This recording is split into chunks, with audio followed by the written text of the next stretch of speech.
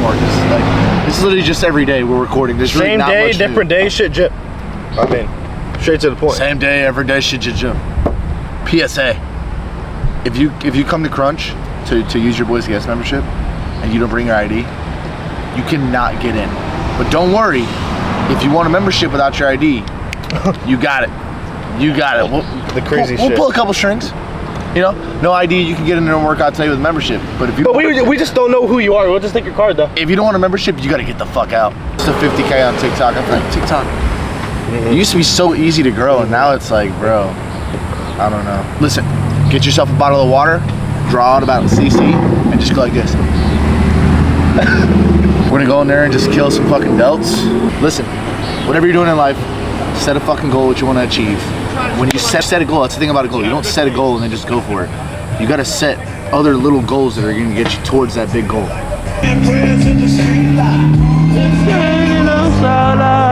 So you gotta be a little mental, I think, to do what I did. I don't want to like sound crazy, but you have to be a little fucked up. The fucking mindset of like getting up every day and pushing yourself. And you're eating 12 to 16 ounces of meat and 100 to 150 grams of carbs every meal, and you're doing that 7 times, and you do it day in, day out. You got to have a very simple mindset. You can't be social. You can't be out doing a lot of other activities. So you put on the blinders and you have tunnel vision on what that ultimate goal is. I was always on track with everything. I mean, everything was structured. I lived box in order to be the best, meaning I had no outside. People would call me with their problems, I'd hang up on. Like the phones were off. Don't bother me with negative shit. And I just went at it. Like that's all I cared about. Like, that was what my life was like. It was like go full fucking throttle every day. That discipline was there. I always tell everyone it wasn't about the body, it was about the mind at first. But I trained my ass off. For me, I just love to train. Like that's what separated me from like most guys. There was times where I almost passed out training. I'm lunging with 225 on my back in the parking lot, and I remember just like, okay, no one else is doing this, so I'm gonna do it. And that was my mindset. That was how I like mind fucked everybody else. So I used to train in the middle of the night because no one else was doing it. And so people are like, man, is that the secret? Is that what Jay has to do? Is that what we have to do? And I did it almost to kind of like play mind games with the other guys. Only the crazy people come out this time. It's cardio time. But I was also a beast. I was known as a so-called mass monster. I was also stubborn as hell, right? I was told I couldn't do this, I couldn't do that. I was told I wouldn't be a good pro. I was told I'd never turn pro, never win the Olympia, never win it more than once. After I lost it, they said that I'd come back and win it again. So I think a lot of that's a little ego too. I mean, you have to have a little ego to be able to do what I do and be great at it.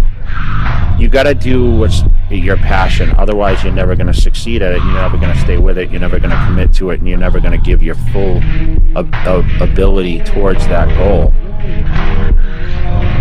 I'll say this without arrogance.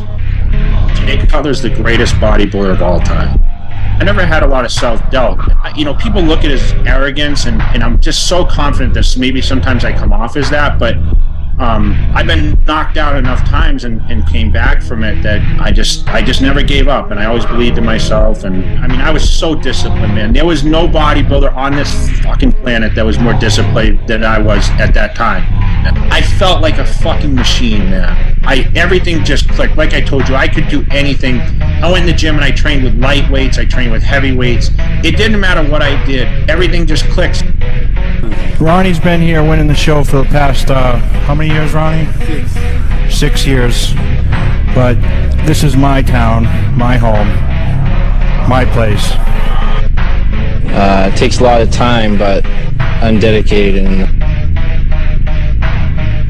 I was just so young and just, I was so, naive. I really didn't know much about anything. I really didn't know how to pose. I really didn't know anything, but I had the physique, I had the structure. And once I learned how to eat, and learned how to, train properly, and, I wanted to be the best.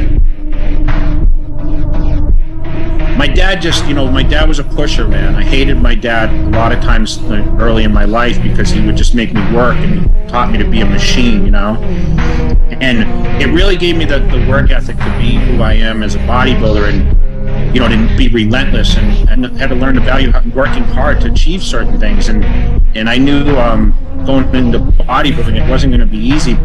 He's like, I'm telling you, you can beat Ronnie Coleman. Jay, I'm telling you, you're going to beat this guy. I'm telling you, Jay, you're going to beat this guy. So in the lineup, when I was standing next to Ronnie, people are like, holy shit, Jay's beating Ronnie Coleman from the front. It's the first time in my career that I actually knew, shit, I'm going to win the Mr. Olympia contest. I knew myself I would win it.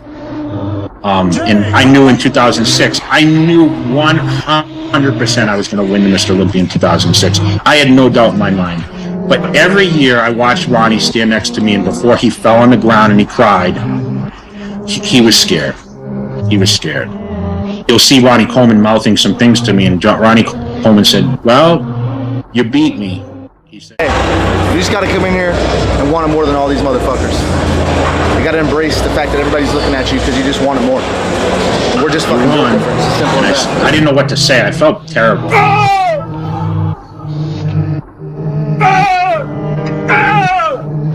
That losing and winning was the best thing that ever happened to me in my life because the fans that hated Jay Cutler now loved him again. That's what I love most about my career is that my body did the talking and my movement did the talking.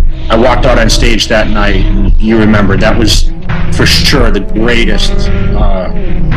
greatest moment of my life, winning the Mr. Olympia. When I came out, I just came out there, I did that fucking quad stomp, and it's like the place went fucking crazy, man.